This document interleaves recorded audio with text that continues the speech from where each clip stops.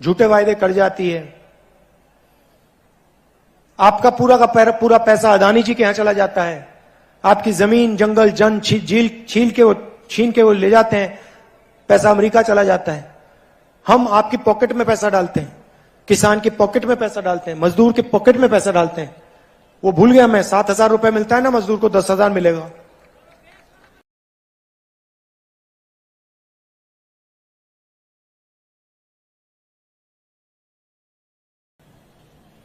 मैं कहता था कि हमारी सरकार आएगी तो 2-3 काम पक्के होंगे, गारंटी करके होंगे। सबसे बड़ा काम किसानों का कर्जा माफ। वो कोई छोटी बात नहीं थी। उस समय बीजेपी के सब नेताओं ने कहा था कि कांग्रेस पार्टी सच नहीं बोल रही है। हमने यह भी कहा था कि 2,500 रुपए प्रति क्विंटल किसान को धान के लिए रेट मिलेगा। बीजेपी के सब नेताओं ने कहा ऐसा तो किया नहीं जा सकता, कांग्रेस ऐसे ही कर रही है। मैं आपसे पूछना चाहता हूं, जो हमने वायदे किए थे पूरे हुए? कोई यहां पे कह सकता है कि नहीं, किसानों का कर्जा माफ नहीं हुआ, नहीं 2,500 रुपए के लिए हमें धान के लिए नहीं मिलता? कोई कह सकता है यहां पे? कोई नहीं कह सकता। क्यों? जो हम स्टेट से, जो मैं स्टेट से कहता हूं, मैं करके दिखाता हूं। मैं आपका मेरा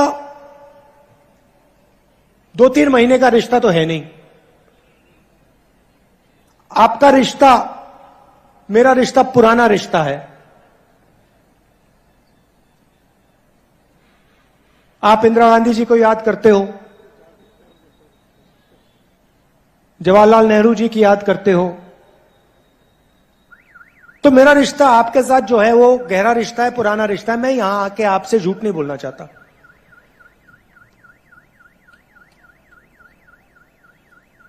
प्रधानमंत्री यहां आए, उन्होंने आप सबसे 15 लाख रुपए का वायदा किया था। कहा था हर बैंक अकाउंट में 15 लाख रुपए डाल दूंगा। कर दिया? भैया बाद में कीजिए। किसी के बैंक अकाउंट में नहीं आया। उन्होंने कहा था कि नोटबंदी से काला धन मिट जाएगा। मिट गया?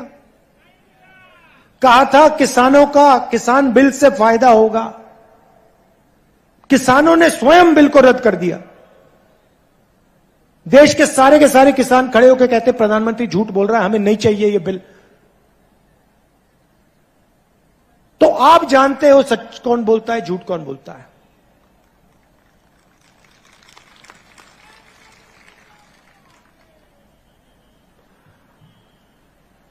हम वहां नहीं रुके। हमने आपसे कहा था कि धान के लिए 2,500 रुपए प्रति क्विंटल हम देंगे। आपको कहने की जरूरत नहीं पड़ी।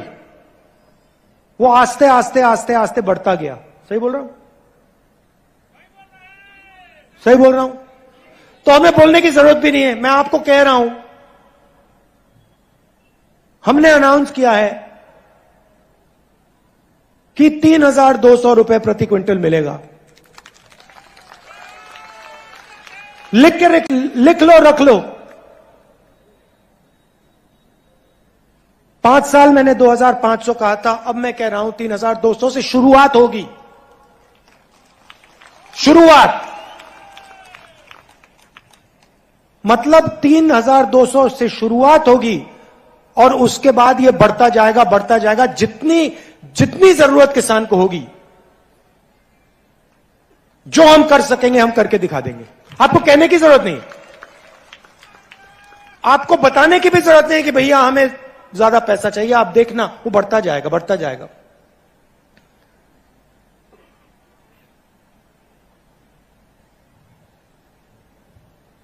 आदिवासियों के लिए बीजेपी के समय तेंदुपत्ता के लिए कितना पैसा मिलता था? एक बोरी के लिए कितना मिलता था? 2,500। कांग्रेस पार्टी के समय में कितना मिला आपको? 4,000 रुपए। अब आप लिख लीजिए, 4,000 रुपए नहीं 6,000 रुपए आपको मिलेंगे। लिख के रख लीजिए आप, 4,000 रुपए का आपको हर साल बोनस मिलेगा।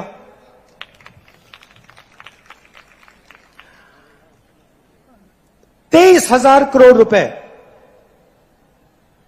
हमने किसान न्याय योजना में आपको दिया। आपने मांगा नहीं,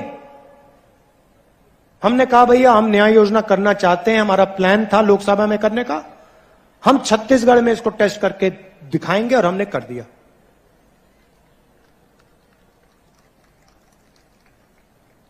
आप मुझे एक बात बताओ, जब बीजेपी की सरकार यहां थी,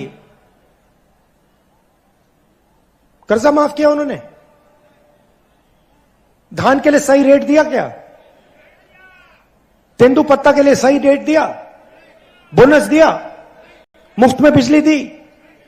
तो क्या बात कर रहे हैं ये लोग? मतलब क्या बात कर रहे हैं? अब मैं आपको छोटी सी बात बताता हूं। जैसे मैंने पिछले चुनाव में कहा था किसान का कर्जा माफ होगा, पेन निकाल के आप लिख लीजिए, इस बार किसान का कर्जा माफ होगा।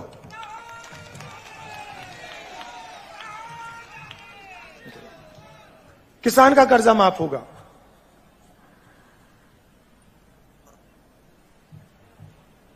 पिछली बार हमने कहा था बिजली बिल हाफ, इस बार जो 200 यूनिट बिजली के हैं वो आपके माफ हो जाएंगे। अब इसका मतलब समझिए, कभी कभी ये जो आंकड़े होते हैं इनकी गहराई नहीं समझ आती। हमने कहा 200 यूनिट माफ, इसका मतलब छत्तीसगढ़ में 40 लाख परिवार बिजली के लिए 1 रुपया नहीं देंगे।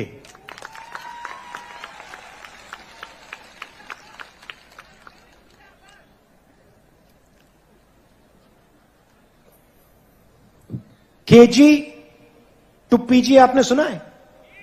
ये क्या है ये केजी टू पीजी?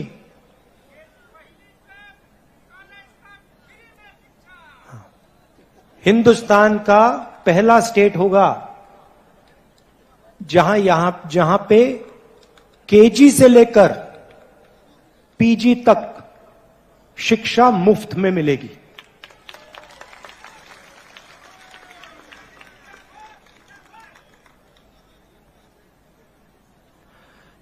बीजेपी क्या करती है? सारे के सारे स्कूल प्राइवेटाइज कर देती है, कॉलेजेस प्राइवेटाइज कर देती है, अस्पताल प्राइवेटाइज कर देती है। आदिवासियों को वनवासी कहते हैं, सुना आपने? आदिवासी को ये लोग वनवासी क्यों कहते हैं? मुझे बताओ, कोई बता सकता है? वनवासी शब्द में और आदिवासी शब्द में क्या फर्क है? हाँ, और वनवासी जंगल में रहने वाले। अच्छा बताइए, आपका नाम क्या है? गोवर्धन जी, आपने वो जो बीजेपी का वीडियो था जिसमें बीजेपी का नेता एक आदिवासी पे पेशाब कर रहा है, वो आपने देखा? मध्य प्रदेश में देखा आपने? आपने कभी बीजेपी के किसी नेता को जानवर को पर पेशाब करते हुए देखा है? तो बीजेपी के नेता जानवर पर पेशाब नहीं करते, मगर आदिवासी पर पेशाब कर रहे हैं। देखिए, आदिवासी शब्द के अंदर गहराई में बहुत जरूरी चीज छुपी हुई है। सबसे पहले जल, जमीन, जंगल के मालिक आदिवासी थे। भाइयों और बहनों, आदिवासी शब्द के अंदर आदिवासियों का जो हक है, जमीन का हक, जल का हक, जंगल का हक, वो छुपा हुआ है। वनवासी का मतलब वो लोग जो जंगल में रहते हैं। बीजेपी आपको वनवासी कहते हैं, हम आपको आदिवासी कहते हैं। बीजेपी आपके अधिकार छीनती है, हम आपको अधिकार देते हैं। हम आपसे गले लगते हैं, बीजेपी आपके ऊपर पेशाब करते हैं। बीजेपी के नेता आपके ऊपर पेशाब करते हैं और फिर वीडियो वायरल कराते हैं कि पूरा देश देखे कि बीजेपी के नेता आदिवासी पर पेशाब कर रहा है। ये इनकी सोच है। अच्छा, मैं आपसे सवाल पूछता हूं, आपको वनवासी कहते हैं ना? जंगल कम हो रहा है या ज्यादा? कम हो रहा है ना? तो जब 15-20 साल में जंगल गायब हो जाएगा तो वनवासी कहां जाएंगे?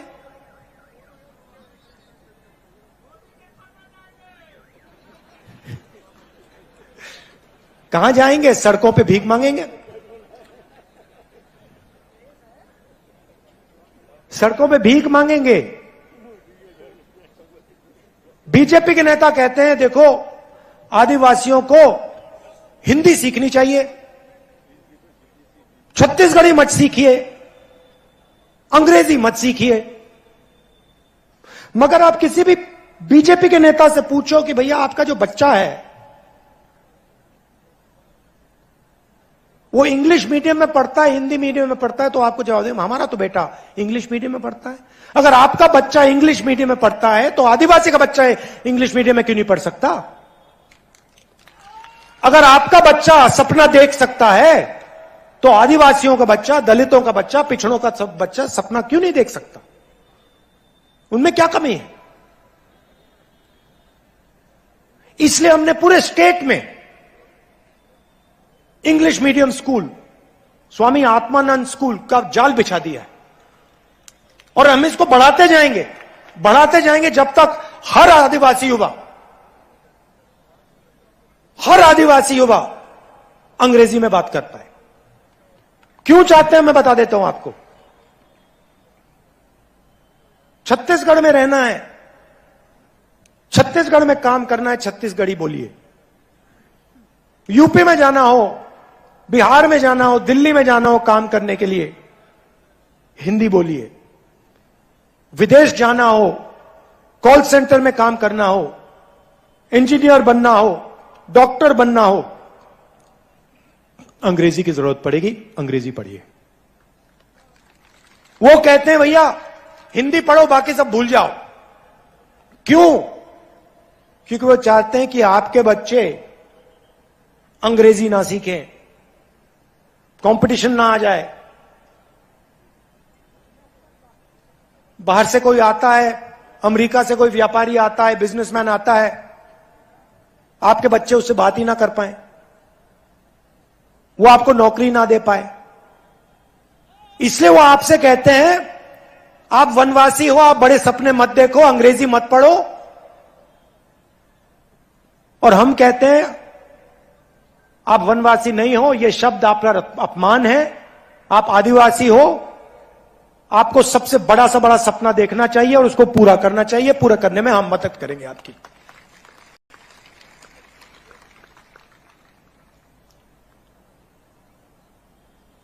यहां पे पिछड़े वर्ग के लोग भी हैं।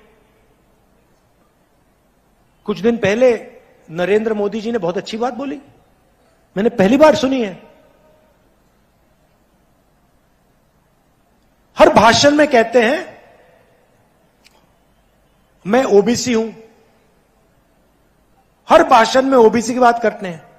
और जब मैंने जाति जनगणना की बात शुरू करी, जब मैंने कहा कि जाति जनगणना होना चाहिए, कहते हैं हिंदुस्तान में कोई जाति नहीं है, हिंदुस्तान में सिर्फ एक जात है, गरीब, और कोई जात ही नहीं। तो नरेंद्र मोदी जी, अगर हिंदुस्तान में एक ही जात है, उसका नाम गरीब है, तो आप अपने आप को ओबीसी क्यों कहते हो? और अगर एक जात गरीब है तो अमीर कौन है?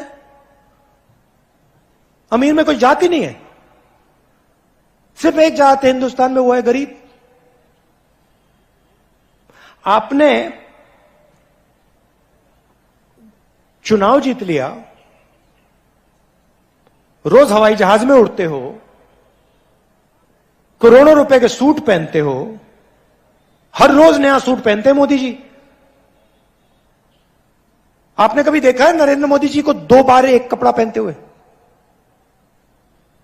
कभी देखा आपने कि मोदी जी ने एक कपड़ा 2 दिन के लिए पहन लिया? कभी देखा? एक दिन में 3, 4, 5 कपड़े पहनते हैं मोदी जी। तो आपने चुनाव जीत लिया, करोड़ों के सूट पहन रहे हो, मगर जब ओबीसी को आपकी जरूरत पड़ी, ओबीसी युवाओं को आपकी जरूरत पड़ी जाति जनगणना कराने में, तो आप कहते हो एक ही जात है, गरीब, ओबीसी तो है ही नहीं।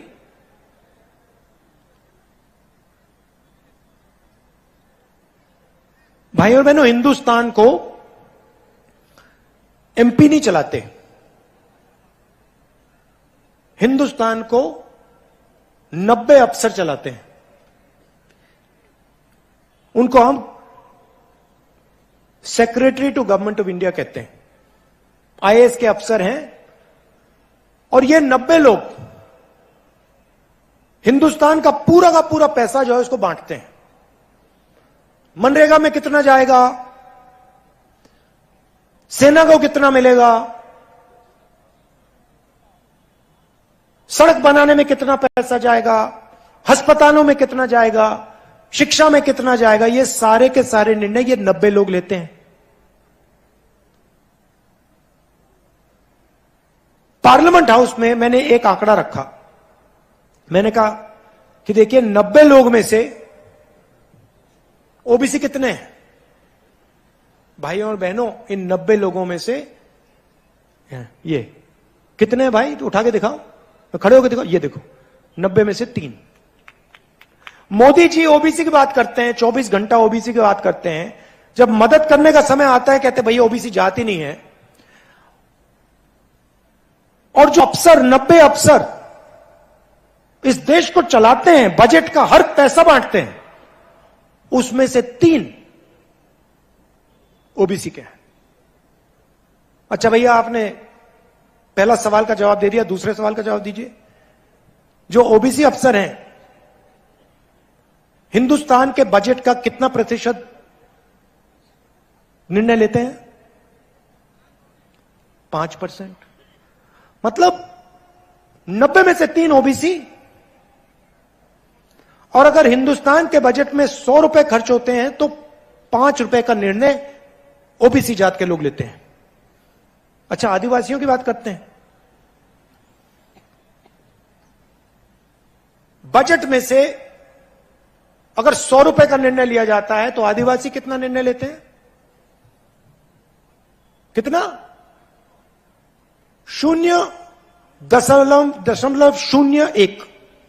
मतलब आदिवासी अफसर 100 रुपए में से 10 रुपए का निर्णय लेते हैं ना, 10 पैसे का निर्णय लेते हैं, सॉरी। अब सवाल यह है कि हिंदुस्तान में क्या ओबीसी की आबादी 5% है? आदिवासी की आबादी 0.1% है क्या? बिल्कुल नहीं। पूरा देश जानता है कि ओबीसी की आबादी कुछ भी होगी 5% तो नहीं है। और पूरा देश जानता है कि आदिवासी की आबादी कुछ भी होगी मगर 0.1% तो नहीं है। मैं आपसे क्यों कह रहा हूं? क्योंकि देश को चलाने में आदिवासी, दलित, पिछड़ों की कोई भागीदारी नहीं है।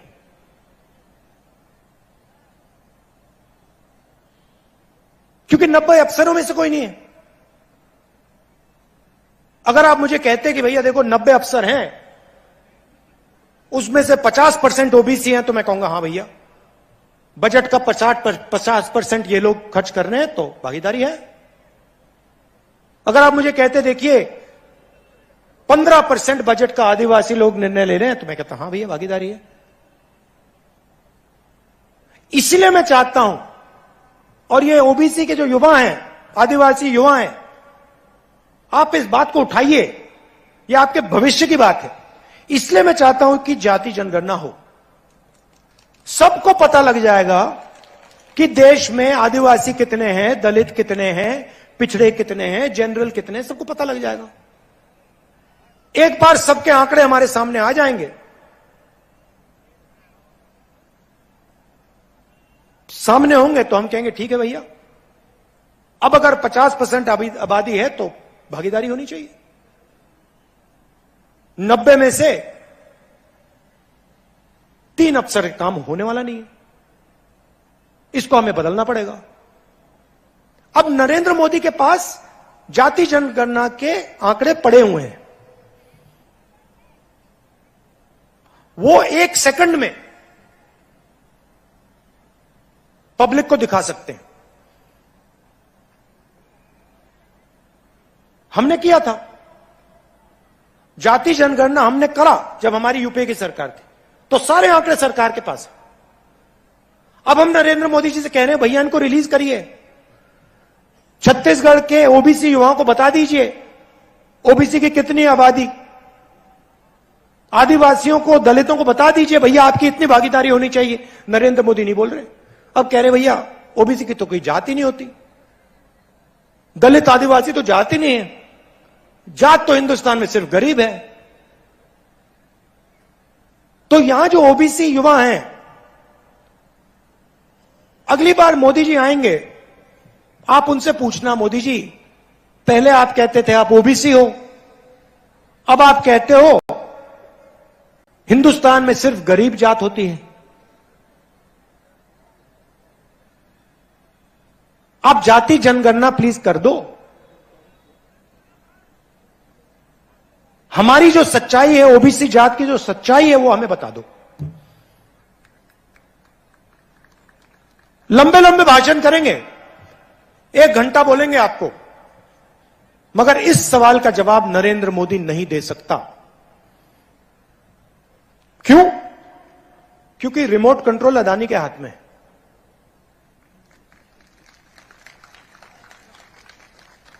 सरकार को अदानी चला रहा है, नरेंद्र मोदी का चेहरा दिखाते हैं। देखो हंस रहे हैं ये, देखो मुस्कुरा रहे हैं।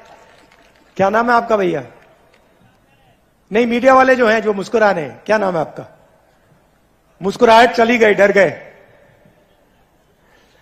तो 24 घंटा ये दिखाते हैं मोदी जी, मोदी जी, मोदी जी, मोदी जी। क्यों? क्योंकि अदानी जी इनको कहते हैं भैया दिखाओ सौदा क्या है। मोदी जी की मार्केटिंग ये करते हैं, और आपका जल, आपका जंगल, आपकी जमीन मोदी जी अदानी जी को दे देते हैं। सही बात है, सच्चाई है, पूरा देश जानता है। तो मैंने आपको शुरुआत में कहा देखो भैया, जो मैं कह देता हूं मैं कर देता हूं। यहां पे मैंने कहा था 2500 रुपए धान के लिए मिलेगा, मिल गया। मैं आपको यहां कह रहा हूं कि छत्तीसगढ़ में जैसे ही हमारी सरकार आएगी ना, जात का सेंसस हम वहीं उसी दिन शुरू कर देंगे। और दिल्ली में मोदी जी करें ना करें, हर आदिवासी युवा को यह समझ आना चाहिए, आपके भविष्य की बात है, आपके भागीदारी की बात है। मोदी जी करें ना करें मैं नहीं जानता, दिल्ली में कांग्रेस पार्टी की, इंडिया की सरकार आएगी, पहला काम जाति जनगणना हो जाएगा, खत्म हो जाएगा। और जो आंकड़े हैं उनको हम रिलीज करके आपके सामने रख देंगे। और एक नई कहानी ओबीसी युवाओं के लिए, आदिवासी दलित युवाओं के लिए एक नई कहानी शुरू होगी।